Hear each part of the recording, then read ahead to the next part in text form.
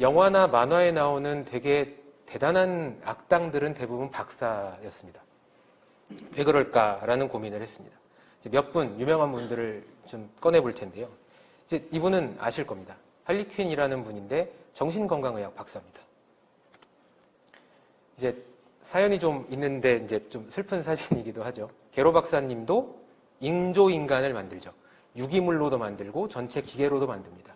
유전공학도 어마어마하게 하실 거고 기계공학도 엄청나게 하실 거고 이분 스스로가 본인을 사이보그로 만들었죠. 이제 저랑 세대가 비슷하시면 이분을 아실 수도 있습니다. 마빈 박사라는 분인데 막 전자기파 같은 걸로 쏴서 입자 물리학이나 이런 거 엄청나게 공부하셨을 거고 4명 성인 크기의 괴물을 조그만 항아리에 가둬놓습니다. 이 정도로 기술이 있으신 분인데 이분이 맨날 하는 말이 왜 나는 계속 실패만 하지? 라는 것들을 입에 달고 있다고 합니다. 이런 박사님들이 왜 이런 이야기를 할까입니다. 그럼 조금만 기다려주시면 이제 기업가 정신에 대한 얘기를 드릴 텐데 그럼 왜 이런 얘기를 할까 해서 바로 이렇게 센텐스를 만들 수 있을 것 같아요. 꿈을 방해하는 뭔가가 있기 때문이 아닐까입니다. 그러면 우리가 생각하는, 우리가 공학자로서 과학기술인으로서 생각하는 지금 여기 앉아있는 이유, 우리가 하고 싶어 하는 게 뭘까요? 성공하는 게 꿈이죠. 지금 내가 가진 이 혁신적 기술로 세상을 바꿔보겠다. 이게 꿈일 겁니다. 근데 왜, 도대체 왜 우리는 아닐 수도 있지만 저는 악당화되어 가고 있을까요? 그게 바로 방해를 받기 때문일 겁니다. 보통 이 5가지 안에 들어갈 겁니다. 하나는 아이디어, 나는 그렇게 혁신적 아이디어가 딱히 없어. 아니면 두 번째는 팀, 동료가 딱히 없네. 아니면 비즈니스 모델. 많이들 들어보셨을 겁니다. 이걸 어떻게 팔아먹지? 이걸 어떻게 팔지? 난 이런 전략이 좀 부족해. 괜찮아. 나는 T고 공학자니까 막 이렇게 위로를 하시지만 사실 팔아먹으려면 비즈니스 모델이 필요하죠.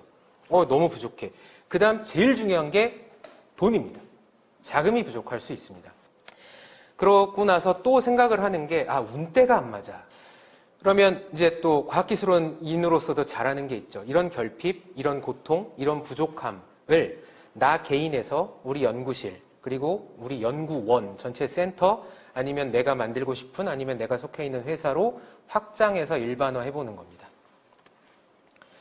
그렇게 됐을 때 우리는 기업, 회사, 경영이라는 키워드에 도착하게 될 겁니다. 기업의 본질에 대해서만 조금 살펴보고자 합니다. 기업은 뭘까요? 회사는 뭘까요?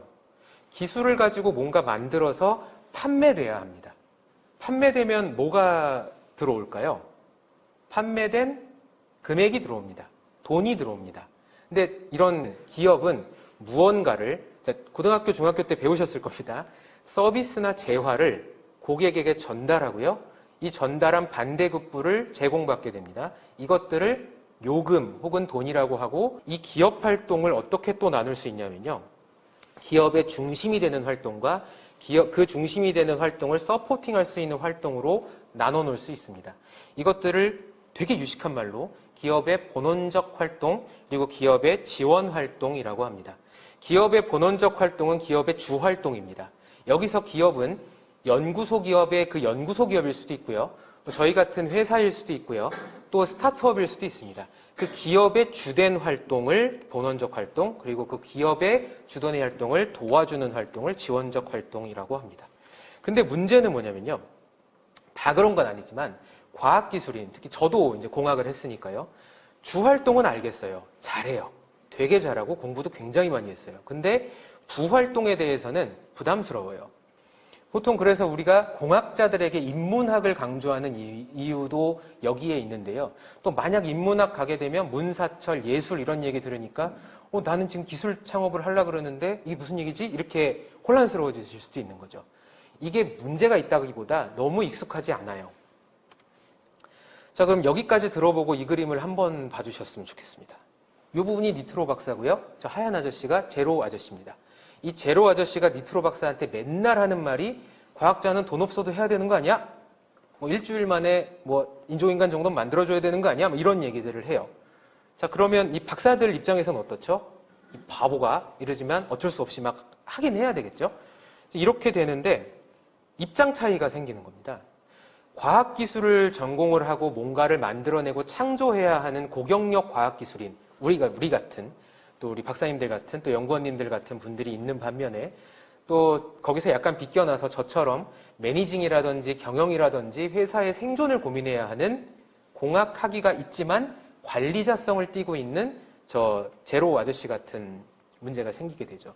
이 차이가 뭘까요? 이 과학자, 공학자와 기업가 혹은 창업가 관리자의 차이가 생기는 부분이 뭘까요? 그게 바로 고경력 과학기술인들이 경영자 혹은 기업가로 넘어가는 과정, 과학자에서 기업가로 넘어가는 과정에서 필요한 키워드들일 것입니다. 제가 앞에서 이야기를 길게 뺐는데요. 결국은 많은 사람들이 이야기하는 경영이나 어떤 기업가에 대한 부분이나 기업가 정신에 대한 부분들은 다양한 키워드로 정리될 겁니다. 그래서 저희 회사, 저희 큐라움에서 생각하는 되게 중요한 부분들, 한 7년에서 8년 정도 기업을 해가고 또 이제 IPO를 준비하는 그런 입장에서 되게 중요하게 생각하는 부분들을 이렇게 정리를 할 수 있었습니다. 첫 번째는 나에 대한 파악이고요. 두 번째는 그럼 과연 스타트업은 무엇인가에 대한 부분입니다. 그 다음은 내가 원하는 혹은 내가 하고자 하는 이 일이 어떤 산업 생태계, 어떤 기술 분류 안에 있는지를 파악하는 부분이 될 거고요. 그러고 나서야 기업가는 무엇이냐, 기업가 정신이 무엇인가에 대한 고민을 시작할 수 있을 것 같다는 겁니다.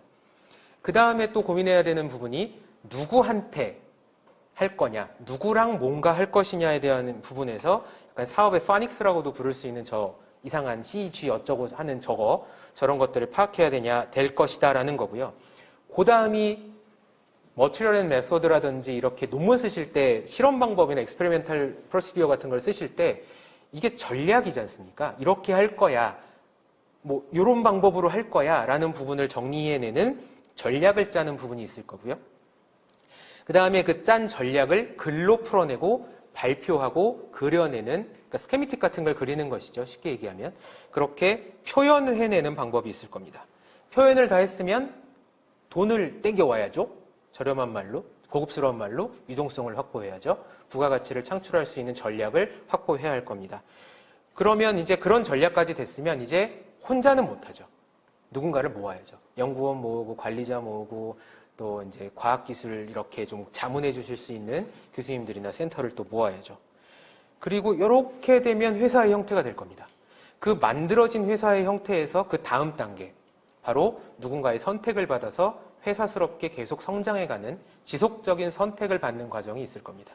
이 부분들을 함께 좀 정리를 해보도록 하겠습니다. 그럼 스타트업은 뭘까요? 이게 우리도 이제 원류를 따지지 않습니까? 법도 배우려면 법원이라고 원래 그게 어디서 생겨났는지를 봐야 되지 않습니까? 그게 보통 개론이라는 과목에서 많이 이야기가 되는데 스타트업 개론에서 많은 사람들이 다루지 않는 얘기가 바로 이 한두 문장 정도입니다. 뭐냐면요. 스타트업은 고도로 계획된 기업의 형태입니다. 그냥 누군가가 창업한 조그만 회사를 스타트업이라고 하는 게 아니고요. 고도 성장, 고속 성장을 하기 위해서 계획된 형태의 기업입니다. 그러다 보니까 고도 성장, 고속 성장은 뭐가 필요할까요? 로켓 쏘아 올리는데 휘발유 조금 넣으면 될까요? 뭐 1리터에 1,500원짜리 이렇게 쭉쭉쭉 넣어놓으면 될까요? 아니면 한 2,000원 주고 고급 휘발유 넣으면 될까요? 아닐 겁니다. 어마어마한 연료가 타들어가야 로켓이 쏴지는 것처럼 스타트업을 로켓에 비유하는 이유는 어마어마한 연료가 타들어가기 때문입니다. 내가 타들어가고요. 그 다음에 자본이 타들어갑니다. 그러니까 지속적인 투자 유치가 필요한 거고 이 스타트업에서는 그래서 내수시장, 그러니까 글로벌 스타트업도 마찬가지입니다. 내수시장만 봐서는 안 되니까 지구를 보는 거죠. 그러니까 스타트업에 대한 그림을 많이 찾아보시면 지구 그림이 되게 많습니다. 왜 그럴까라고 보면 지구에 팔아먹어야 되니까예요. 우리나라에서만 해서는 이게 답이 안 나오니까. 왜냐하면 고속성장, 고도성장을 위해 만들어진 조직이기 때문입니다.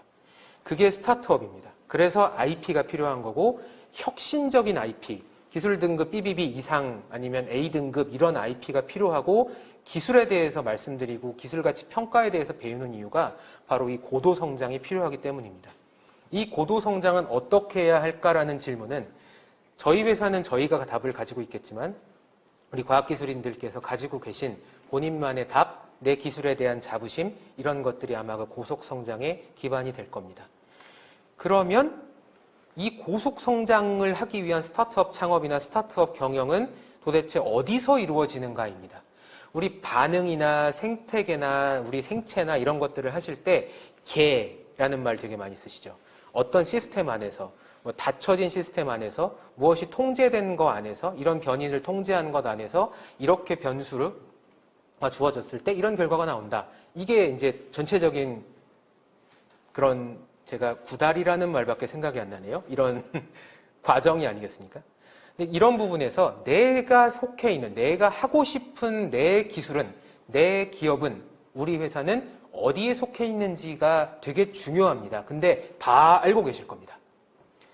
뭔가 쓰실 때, 그 국가과제 같은 거나 과학기술 관련 문서를 쓰실 때 기술 분류 보시죠.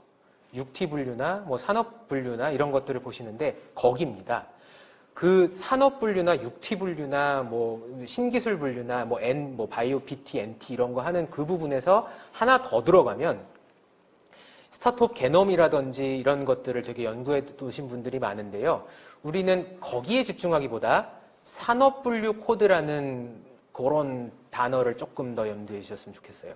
산업 분류 코드에 따라서 세율도 정해지고 그 사업자 등록증도 바뀌어지고요. 사업 목적도 생기게 됩니다. 그래서 그런 식으로 내 기술이 과연 어느 생태계에 속해 있느냐를 보시면 좋겠습니다. 더 깊게 말씀드리지 않는 것들은 여기 아까 이제 명단을 보니 바이오도 있고 뭐 기계도 있고 또 연구원도 있고 뭐 하신 그런 부분들이라 아마 저보다 우리 연구원님들 박사님들이 더 잘 아실 겁니다. 그래서 내 기술이 과연 어느 생태계에 속해 있느냐에 따라서 조금 달라질 수도 있다는 부분들을 염두에 뒀으면 좋겠습니다. 자, 그럼 여기까지 되게 되면 창업 준비 혹은 기술을 사업할 수 있는 준비가 기술적으로는 됐을 겁니다. 그러면 과연 기업가 정신, 이 기업가가 되기 위해서는 어떤 정신을 가지고 있어야 되느냐, 뭐 이런 질문들일 겁니다. 제가 되게 많이 고민을 했던 부분이 여기입니다.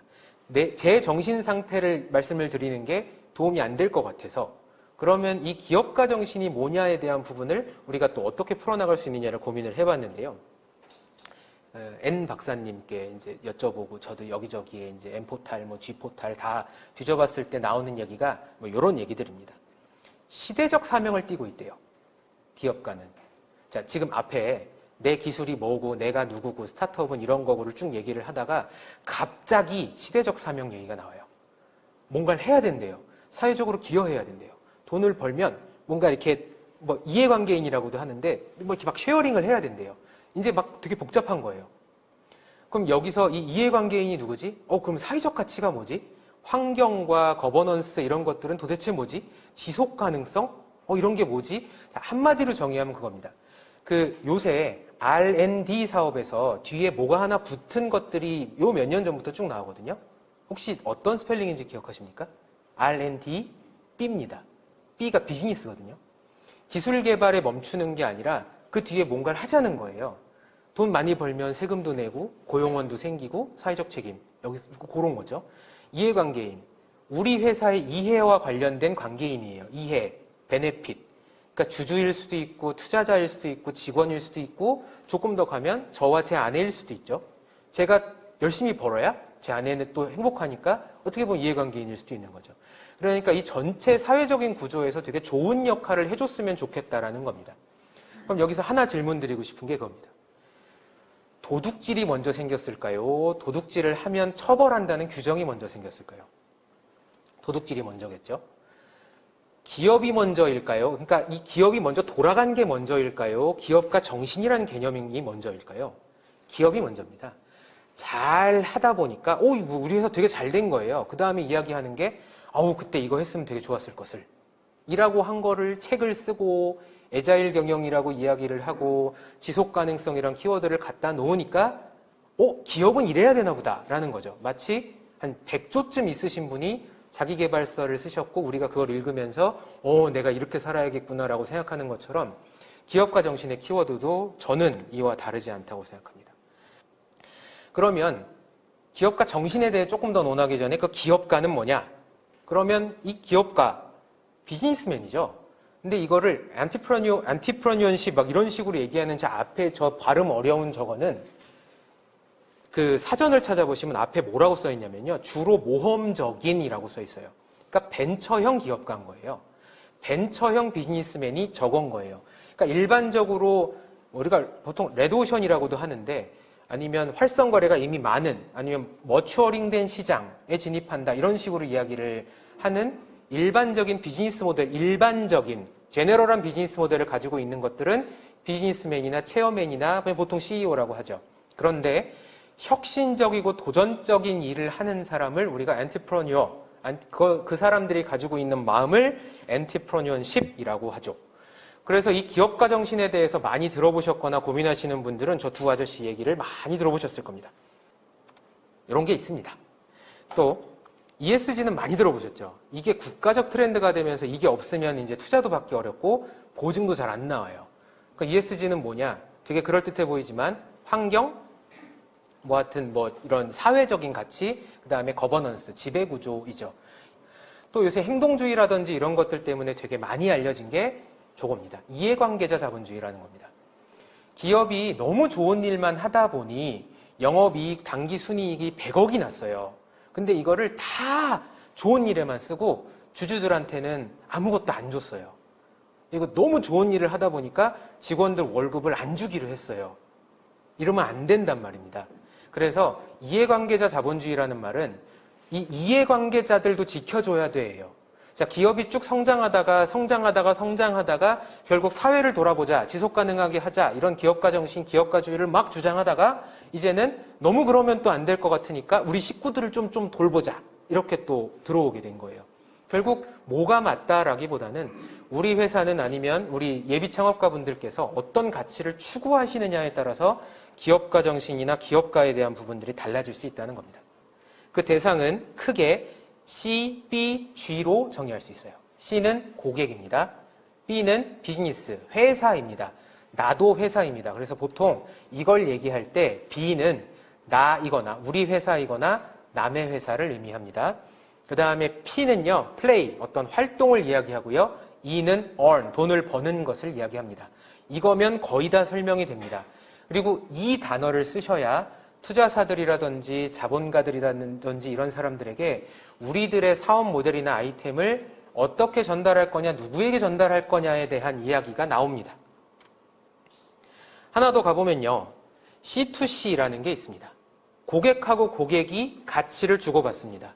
나랑 너랑 이렇게 주고받겠다. 물물 교환도 있을 거고요. 옛날에 조개 껍데기랑 뭐 이렇게 바꿔, 이런 것도 있고요. 화폐 등장 전의 모습. B2B는 뭘까요, 그러면? 회사와 회사의 거래를 B2B 거래라고 합니다. 대부분 매입 관계가 B2B에 찍힙니다. 그럼 B2C는 뭘까요? 우리 회사가 만든 거를 고객에게 직접 하는 겁니다. 거래소를 끼거나 중간 마진을 떼는 유통사를 낄 수도 있지만 직접 판매할 수도 있죠. 그게 B2C입니다. 회사에서 고객에게. 그럼 B2B2C는 뭘까요? 어디서 좋은 거 가져다가 이윤 붙여서 소비자에게 전달하는 겁니다. 그럼 우리 회사가 B2B2C 중에 머리에 있는 B냐 중간에 있는 B냐에 따라서 어떻게 무엇을 판매할 거냐가 달라지겠죠.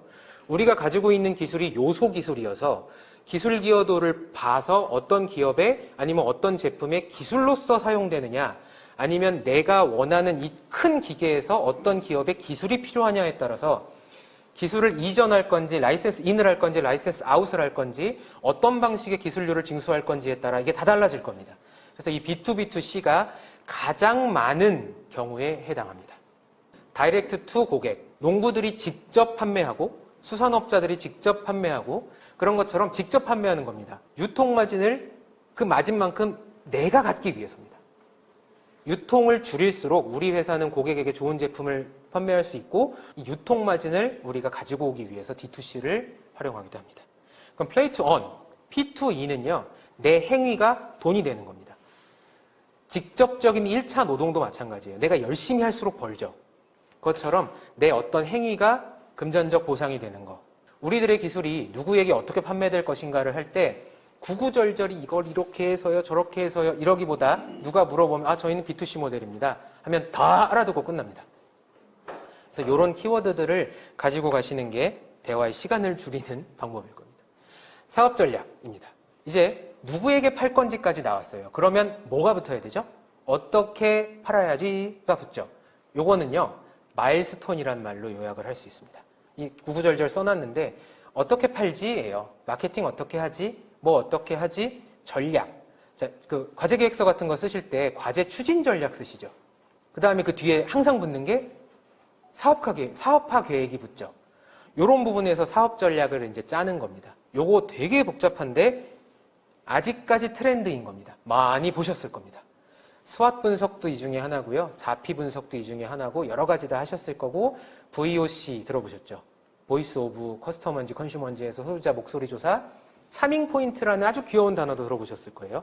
매력적인 부분 찾기, 뭐 사용성 평가하기, 또 FGI 여기서 해보신 분들 많을 겁니다. 포커스 그룹 인터뷰, 진짜 중요한 사람들한테 뭔가 물어보기 이런 것들 중에 요즘의 트렌드는 비즈니스 모델 캔버스를 그리는 거예요. 그래서 이게 뭐냐면요. 9가지 키워드예요. 고객 세그먼트는 고객을 아주 구체화하는 거예요. 페르소나 기법, 고객 분석 기법 이런 것들이 여기 들어가요. 고객 관계는요. 내가 이 고객들과 어떤 접점을 가져가야 되겠다예요. 그러니까 소셜 마케팅을 하겠다는 거예요. 이런 것처럼 고객 관계를 어떻게 맺어야지, 보너스 줘야지, 아니면 뭐 되게 좋은 고객 등급 제도를 만들어야지 이런 것들일 수 있어요. 가치 제안, 제일 중요합니다. 내 제품, 내 기술에 대해서 어떻게 주장해야 되겠다. 이거 좋은 거라고 막 어떻게 말해줘야겠다고 가치를 제안하는 거고요.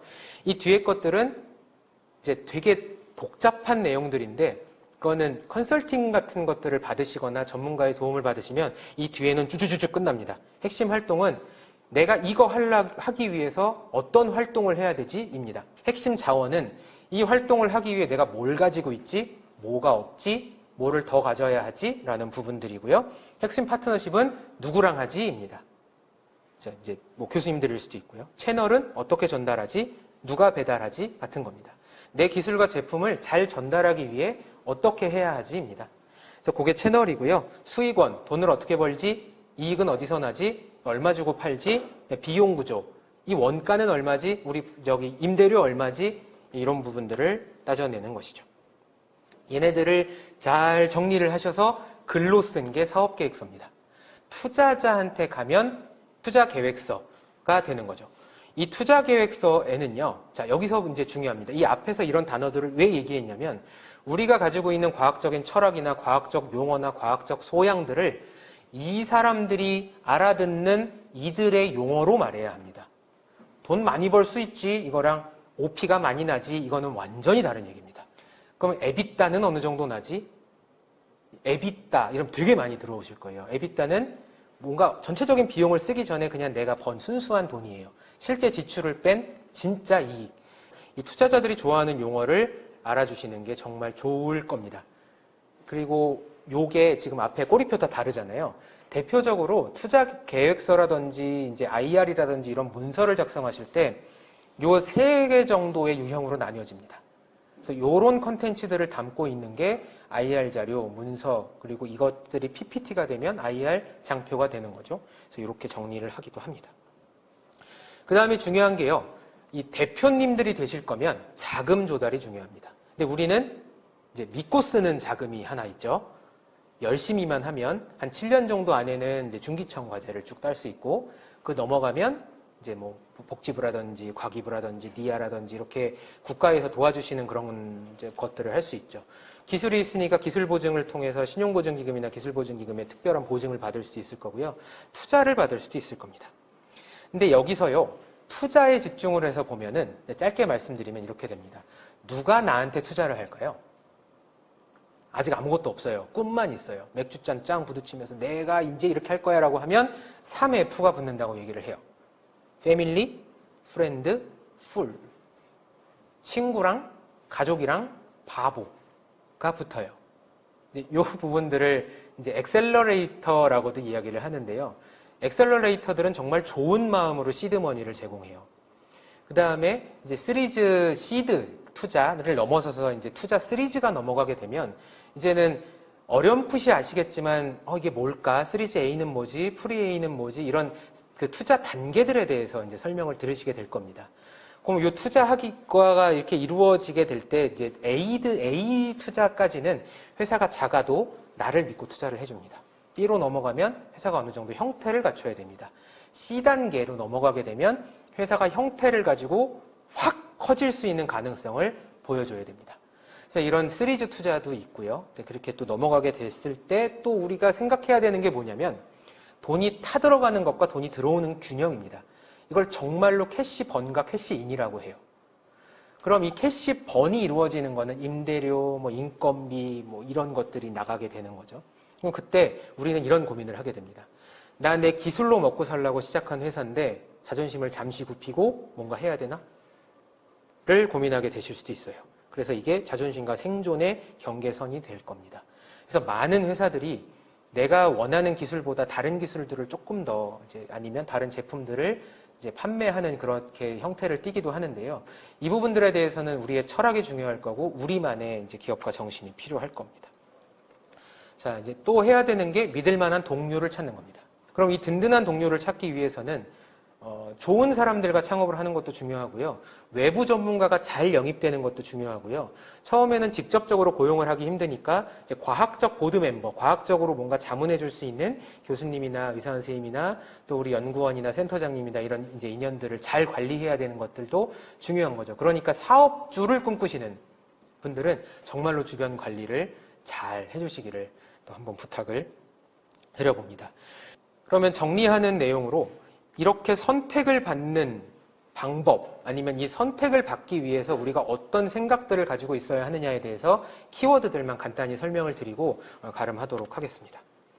이 선택받는 회사, 우리 기업이 선택을 받았다 아니면 내가 어떤 면접 보러 온 사람을 선택했다라고 할 때 우리는 어떤 기준을 가지고 있어야 할까입니다. 이거는 제 생각이기도 하고 그리고 저희 회사가 우리 회사 저희 큐라함이 가지고 있는 기업가적 정신이기도 하니까요. 참고로 봐주시면 좋겠습니다. 선택은 창조하는 게 아니고서야 포지셔닝과 리포지셔닝으로 이루어져 있다고 생각을 합니다. 이미 내가 가지고 있던 것들을 재구성해서 뭔가 새롭게 하거나 아니면 뭔가 필요한 것들을 내가 추가하기 위해서 위치를 잡는 것. 그럼 이 리포지셔닝은 어떻게 이루어질까라고 보면요. 가치관이 들어갈 거고 우선순위가 반영될 거고 내가 추구하는 어떤 가치, 그다음에 내 관점 이런 것들이 반영이 될 겁니다. 자, 그렇게 됐을 때 선택을 우리가 하거나 이런 것들을 통해서 포지셔닝, 리포지셔닝이 잘 일어나서 누군가의 선택을 받아서 매출이 났다라고 하면 그때부터 우리는 이걸 뭐라고 말할 수 있냐면요. 투자, 노력, 공부가 아니라 비즈니스라고 이야기할 수 있는 거죠. 그럼 이 선택의 결과로 이루어진 비즈니스가 성공적이다라고 이야기하기 위해서는 어떤 과정이 필요하냐면 설득해야 되고요. 선택받아야 되는 거죠. 그래야 비즈니스가 성공적으로 돌아간다라고 이야기를 할 수가 있을 겁니다. 그럼 우리가 되게 익숙한 그래프에다가 이렇게 선택을 잘하고 선택을 받기 위해서는 우리가 어떤 것들을 조금 가지고 있어야 될까? 어떤 생각을 하고 있어야 될까? 어떤 로직을 가지고 있어야 될까를 한 5가지로 간단히 설명을 드리고 강연 마무리하도록 하겠습니다. 첫 번째는요. 일보 후퇴입니다. 물러서셔야 합니다. 자, 지금 와서 무슨 얘기냐 싶으시겠지만 이제 많이 들으셨을 거예요. 많이 공부하실 거고 그래서 과학기술에 대해서도 많은 소양을 가지고 계실 거예요. 그러다 보면 내가 최고가 됩니다. 맞아요. 여러분들이 최고고 저는 제가 최고입니다. 근데 여기서 문제는 실제 내가 가지고 있는 어떤 핵심적인 자원이나 내 주변 사람들과 지금 내가 생각하는 나의 위치에 괴리감이 생깁니다. 근데 실제 나는 저 뒤에 있을 확률이 커요. 그래서 우리가 이 앞에 내가 기대함으로 만들어낸 어떤 나를 좌절하게 하는 가짜 나를 우리는 기대허상이라고 얘기를 해요. 이 기대허상에 있을 때 이 기술을 조금만 누가 알아주면 이건 진짜 1000억짜리인데 이런 진짜겠지만 언젠간 되겠지만 지금 당장 이 기대허상에 있는 것들을 잠시 뒤로 가지고 올 필요가 없습니다. 그게 일보 후퇴이고요.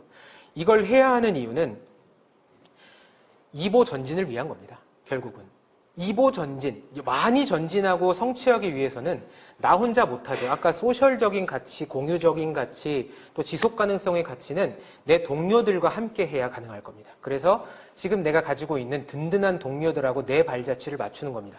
절대로 이 사람들이 내 발자취를 못 맞춥니다. 내가 뒤로 가서 같이 나가는 방법이 필요할 겁니다.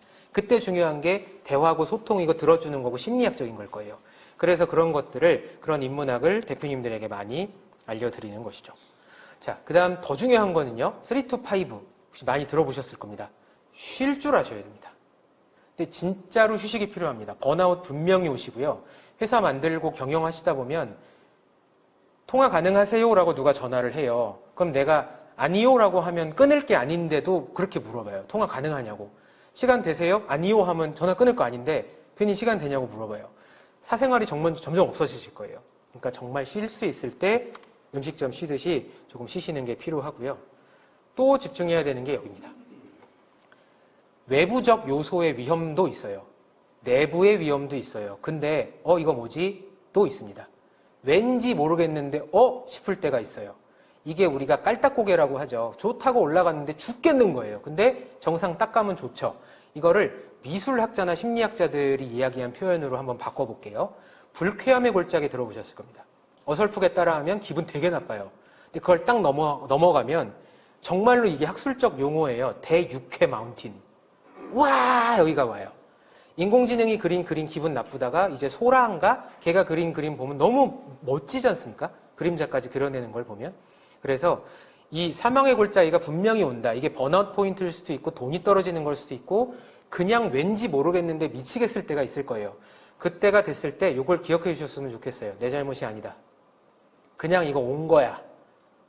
그러면 이제 존버하면 대육회 마운틴으로 갈 거야. 라고 본인의 기술에 대한 확신과 팀에 대한 확신 그리고 본인 철학에 대한 확신이 있으시다면 이거 꼭 기억해 주셨으면 좋겠습니다. 5번째는 이제 좌우 사방을 챙겼습니다. 그러면 우리 이제 보통 2축은 중학생 때 끝나지 않습니까? 이제 3차원으로 가는 거죠. 파고 들어가거나 뚫고 올라가야죠. 그때 필요한 게 돌파력, 폭발력, 영향력, 유지력, 통찰력입니다. 돌파력은요. 광산을 뚫고 들어가신다고 했을 때 일단 군형을 뚫어야 되죠. 나 혼자 가능합니다. 이렇게 구멍 뚫어 놓는 거예요. 나 여기 팔 거야. 여기 뭐가 있어. 우리 기술에 대한 확신이죠. 회사가 되기 전입니다.